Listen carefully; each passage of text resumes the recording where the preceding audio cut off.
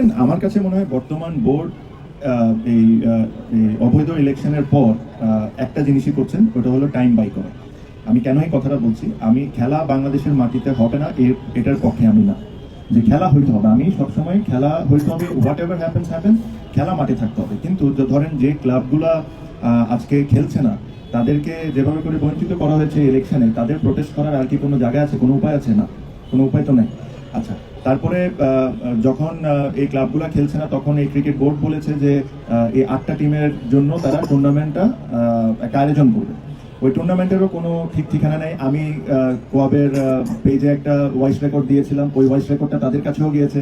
যাওয়ার পরের দিনই ওনারা টুর্নামেন্টের ঘোষণা দিয়ে দিলেন। কিন্তু আজকের দিন পর্যন্ত আপনারা বলেন তো টুর্নামেন্টের কি কিছু জানেন আপনারা?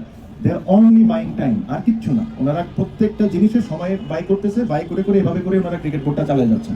ক্রিকেট যারা, আমাকে যদি আপনি ব্যক্তিগতভাবে জিজ্ঞেস করেন, আমি কিন্তু আমার দোনোটা টিম, এই ফার্স্ট ডিভিশন লিগে একটা টিম, আর প্রিমিয়ার লিগে যে টিম আছে আর অন্য যে টিম আছে, প্রত্যেকটা টুর্নামেন্টে আমি অবশ্যই পার্টিসিপেট করবো।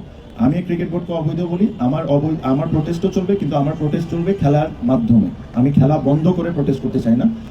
যারা খেলছে না তাদেরও যথেষ্ট কারণ আছে না খেলা।